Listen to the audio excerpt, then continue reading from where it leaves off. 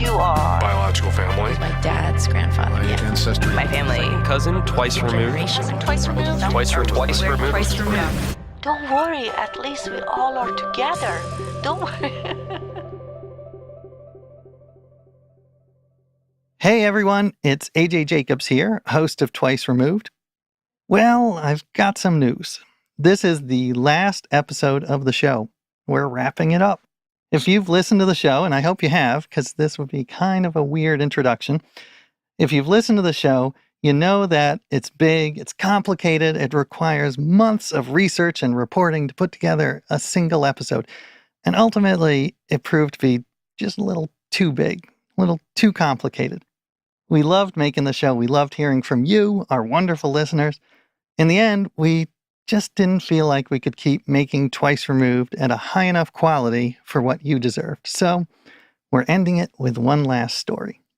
But first, some personal news. I have a new book coming out in November. It's on a similar topic. It's called It's All Relative: Adventures Up and Down the World's Family Tree. And like Twice Removed, it's got, I hope, funny, surprising, sometimes heartbreaking stories. There's DNA, separated at birth twins, Miley Cyrus, a family with 8 dads, Mormons. And like Twice Removed, the goal is to offer just a little hope that we can overcome this crazy us versus them moment we're in right now. It's All Relative is my favorite book I've ever written. I'm very sad to say goodbye to Twice Removed.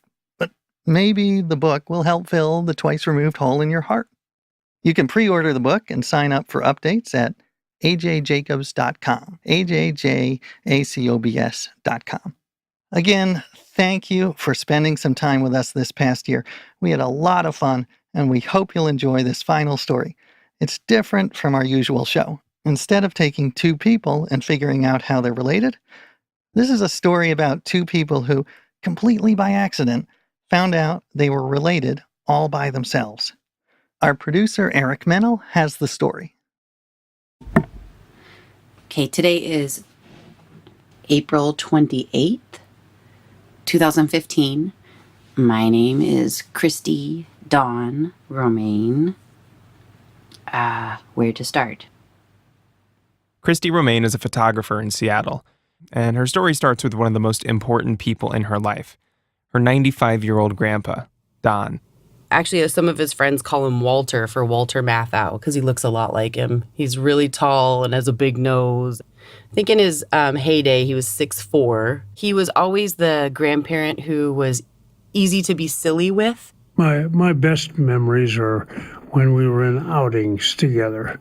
This is Don, Christy's grandfather. She talked with him for this story. When we were gathered around the picnic table and some fishing. So we just really had a ball. Sometimes we'd even break open a beer, I think. No. Oh, yeah. Christy's grandmother, Helen, passed away when Christy was just a kid. So over the years, she's grown especially close to Don. They have a great relationship, loving, caring, no secrets between them. At least, that's what Christy thought. See, about 3 years ago, just before Don turned 93, Christy made a decision that would go on to call all of that into question. For my grandfather's 93rd birthday, we decided to get him a DNA kit because my grandpa's been working on our family tree for a very long time, and it's something he and I have worked on together. And, I don't know, it could be interesting. The way a DNA kit works, the kind you might get from Ancestry.com or 23andMe, is they send you a tube. You spit in that tube, and you send it back. The company analyzes your spit to see from where your DNA might originate. Basically, everyone's DNA has little footnotes on it. Some that say Eastern Europe, some that say Africa. Anyway, Christy set her grandpa up with one of these kits. They sent the kit back, and a couple of months later, Christy, who was managing the whole thing, got an email with the results. Yeah, so we got the results and we pulled up the computer and showed him the chart of we're this percent Irish and this percent Welsh. I think it wasn't very surprising except for the small percentage where we maybe have some like Middle Eastern heritage in there that was kind of interesting and neat to see. Okay, mildly interesting. Nothing to write home about. So they just kind of filed the results away and didn't think much about them. It was like maybe 3 or 4 months later, I got an email from Ancestry.com saying, hey, we started this new thing where we're connecting the DNA results, test results in our entire database together to see if you have distant relatives you don't know about. I just opened it up, like kind of logged into the account to see what was there. There was a list of maybe 20 6th or 7th cousins. So it listed the cousins, and then above that, it said possible parent-child match. This meant Don had either a parent or a child who had also taken the test. Now, Don's parents had been dead for many, many years, and neither of his 2 children, Christy's father or aunt, had sent in a test. So Christy thought, like, oh yeah, this must be some weird glitch in their system. I was very dismissive of it, but I didn't totally drop it.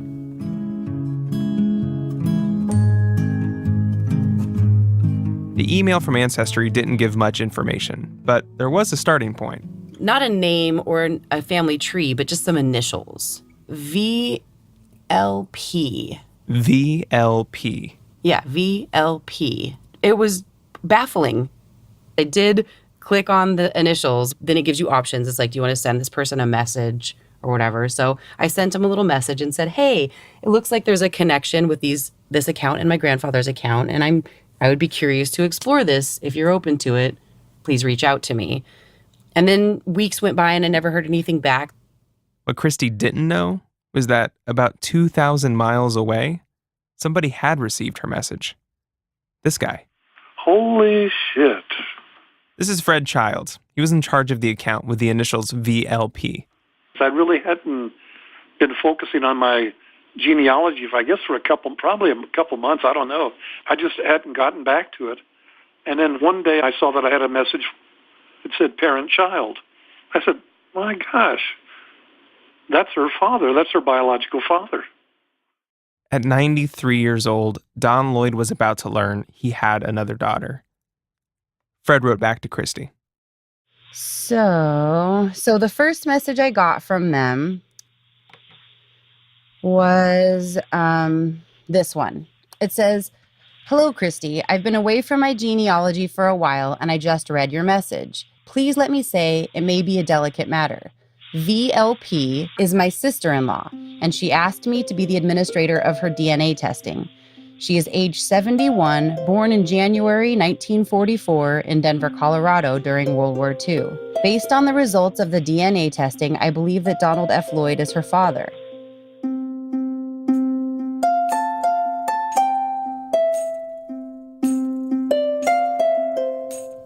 In one moment, everything you think you know about your family is all unbraiding.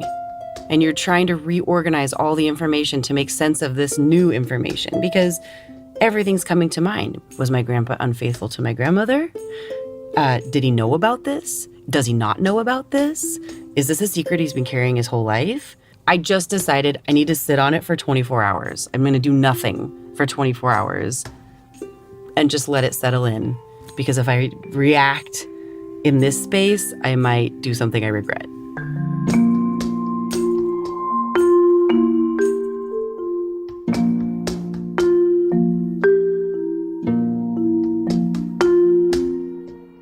She decided to write him a letter.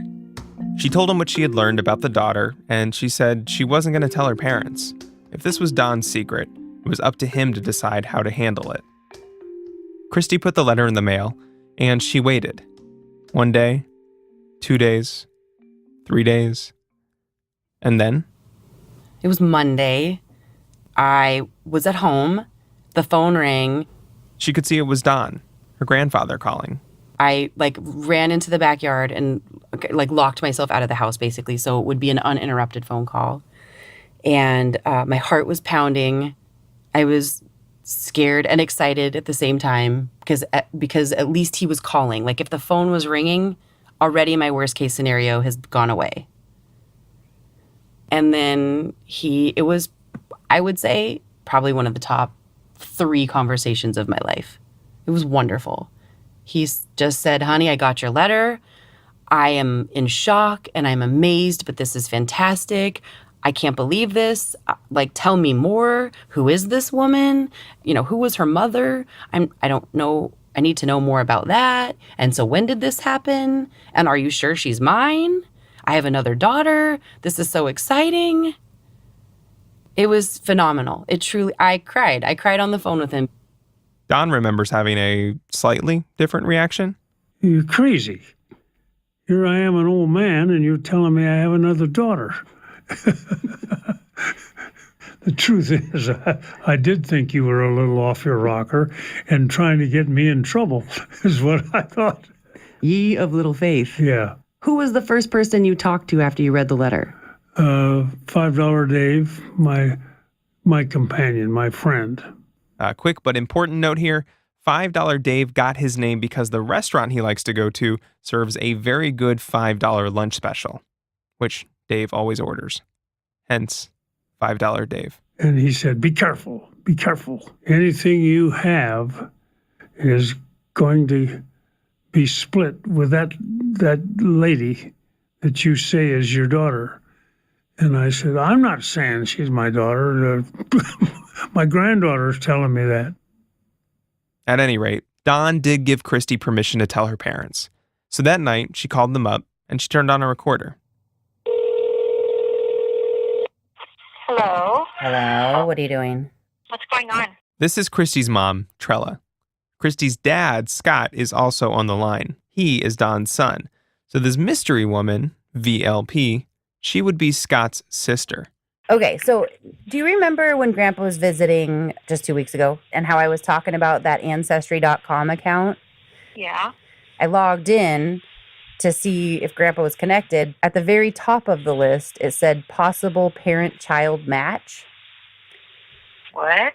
Yeah, it was really weird. And What's that mean? well, it means that Grandpa's DNA matched so closely with someone else's DNA that That he could have a kid out there. it was likely that he was the parent and they were the child. So, Wow. Christy explained that the woman claiming to be Don's daughter was 71. She was born in Denver during World War II, and her birth certificate gave a mother's name, Ellen. But there was no father listed.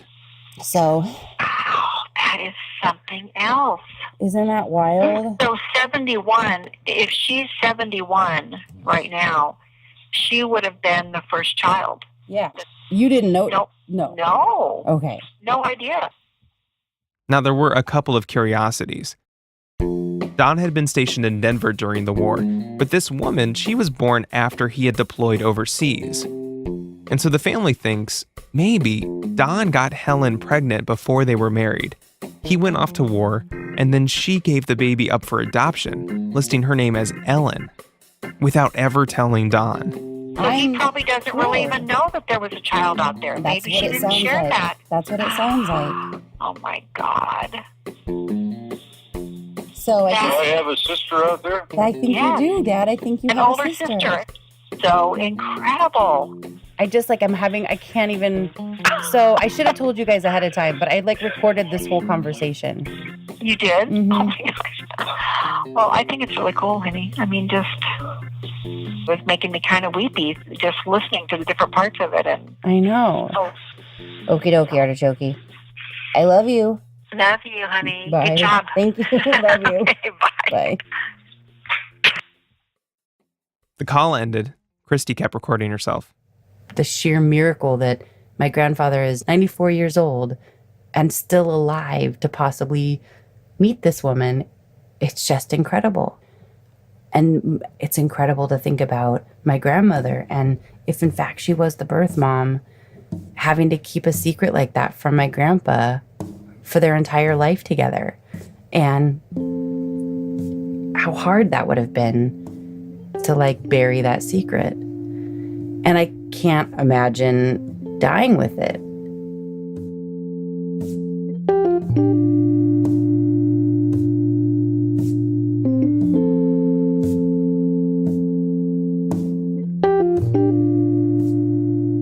After talking with her parents, there was only one person left for Christy to reach out to. Finding Don Lloyd at my age is like a bombshell. This is VLP, Virginia. Everyone calls her Ginny. I was born in Denver and immediately adopted. My dad's family were all farmers. They adopted me first, and then there was 2 other girls that they adopted in time. Country people, very simple. The fact that she was adopted was not a surprise to Jenny. And in fact, she wasn't trying to find her biological dad. When we were growing up, all of us girls were told very young that we were adopted and that was a special thing because they got to choose us.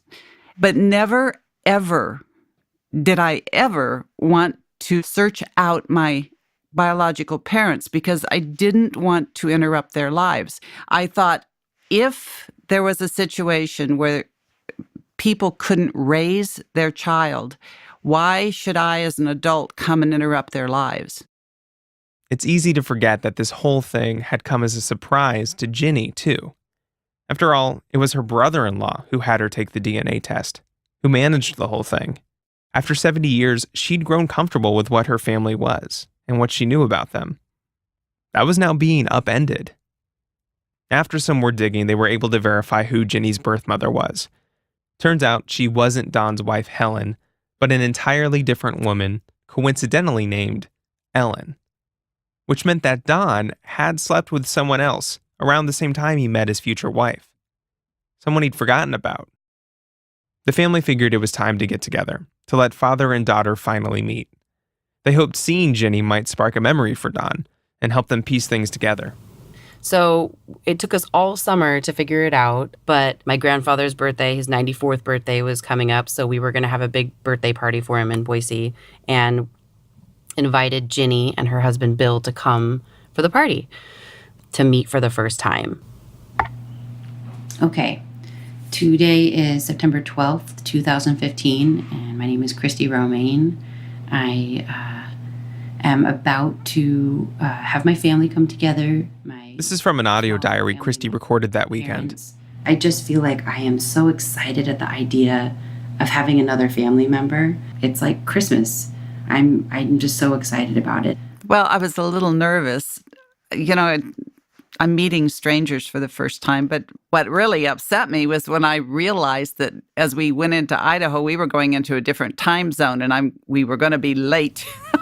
There was this like awkward waiting period where everyone was, I think, sitting a little on pins and needles. And she walked in the door and there were hugs around immediately. And it's amazing that I kept my composure and didn't go boo-hooing all over his shoulder. Oh my gosh, she looks so much like him. It's amazing. She has his same nose and round facial features. I didn't actually realize how little my dad and aunt look like my grandpa until I saw Ginny. I was raised in, everyone called me Virginia. And then when I got married, everyone in his family calls me Ginny. Okay. So, And it just kind of stuck. yeah. Yeah. Christy set up a recorder in the middle of the room. They settled into small talk. But before long, they got to the business at hand. How did this all happen? Christy's mom started in, asking Don about having slept with another woman. But before you met Mother, there was another woman that you were with. Maybe. That's what you say, but I don't believe it. Well, I never come out of thin air. Too, that he was. But you know, Jenny, I have thought and thought and thought. You know, the truth is, I don't have any recollection at all about being with a woman. Yeah. When I sat down to talk with Don, Christy, and Ginny, more than a year had passed since their first meeting. And still, Don could not remember Ginny's mother. I have no recollection whatever as being part of making a baby. I really don't. Would you say that you dated lots of women in those early years? No. I was not a womanizer. I did not chase women. Don Lloyd is about as healthy and bright a nonagenarian I've ever met. But memory is memory, and it fades, even in the sharpest of minds. Just a couple of days before this interview, though, Christy found some physical evidence, something to help fill in the blanks Don couldn't. Uncle Pat gave me a letter that you wrote to your mom in April of 1943. Holy mackerel. I know. And in this letter, you mention 2 different women that you were dating during that time. 2? Yeah. Are you kidding? No, I'm being serious right now. Did I give them names? You didn't. You did not give them names. Would it be okay with you if I read the letter to you? It'd be okay. I can't remember a thing about that, though. April 6th, 1943. Mother dear, just you don't worry how the house looks when I get home. Believe me, that place will always look good to me, and really, it's home. The new girl I met is also athletic, so perhaps I can get in some tennis. She's a freshman at Colorado Women's College, a fairly big girl, but well-proportioned and a pleasing personality. She is 18 years old, sort of plain-looking, but attractive manners, and her age is actually refreshing. Asked me to prom this Friday and wants me to meet her mother when she visits. She lives in Kansas, Ashland. Won't be here in Denver long, but looks as though she'll be good company. I didn't say much about the other girl I was going with. You underlined was. She pictured herself in love and planned me as a good husband. It was not for me. Some things I didn't approve of went on. Lights are going off, so please take all my love, Dawn. Do you remember this time in your life, Grandpa? No. What about the 2 girls that I mentioned or that you mentioned in the letter? Well, one of them was quite easy. That was the girl from Colorado Women's College. That was Helen, my wife. That was her. The other girl that was mentioned in the letter, I have no idea who it might be. We tried for a long time to jog Don's memory, without much luck. At one point, I jumped in over the phone. Did you have any girlfriends before joining the Army? Like just girls you dated? No, I didn't. I was afraid of them. All right. I'm trying to jog your memory, but I don't think I'm going to be able to do it. My memory is pretty short now, I'll tell you. I don't know. You've got some pretty specific memories of certain points in the past. Oh, yeah. In certain areas, I have sharp memories. The one thing I do remember, I was having a foot race with another tall fella on the school grounds, and there was quite a gathering there to see who won the race. And when the race was over, this girl come over to me and said, "Oh, Don, I'm glad you won." And I just about flipped. I went into orbit. Said, "Oh, my, thank you so much." It was a girl that I secretly had the hots for. I secretly wanted to hug her. But that's the extent of my memories. When you reach a certain point, memory, like family, becomes a little arbitrary. What you've lost and what you still have doesn't necessarily have any logic to it. It's unlikely Don will ever remember Ginny's mother. And for the family, that's mostly okay. They've been able to figure out who she was, but Ginny's decided not to contact her family. Why stir the pot? The way she sees it, at her age, all of this is an unexpected gift. Have you ever felt like you wish this had happened sooner? Actually, I think the timing was perfect.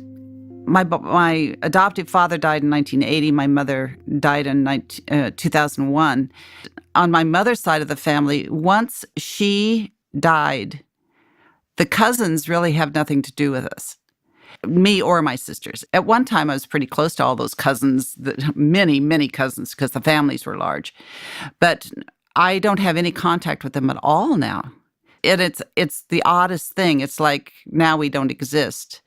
So I have a lot more contact with all of you, which is just a delight to me. It's like this vast void has been filled. It's been such a special gift to know that my dad is living, and I've seen him and I've talked to him, and he's a delight. And this is a perfect time in my life for something this special to happen. Amen. Perfect. perfect answer, because I agree with you 100%. Grandpa, do you ever wonder if there's any other Ginnys out there? Oh, for crying out loud. No, I never wonder. That's a life past, and it's gone. Now I'm an old man, and I'm just enjoying meeting my one new daughter.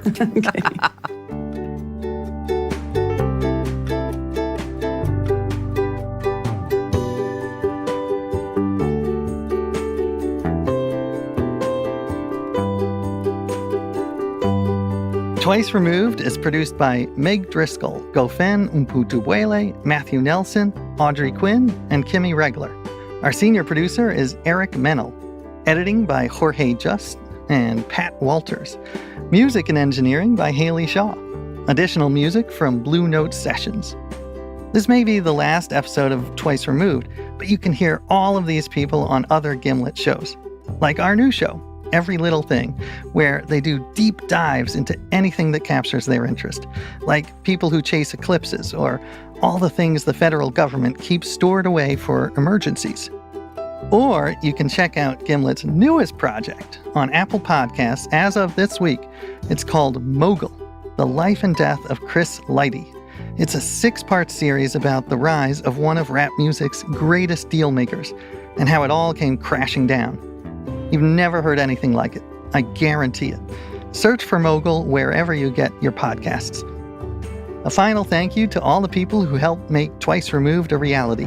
Kelly Coonan, Victoria Barner, Stevie Lane, Caitlin Boguki, Anna Sullivan, Kevin Turner, Jim Grau, Caitlin Kenny, Matthew Lieber, Alex Bloomberg, and the many, many other people who helped us out along the way.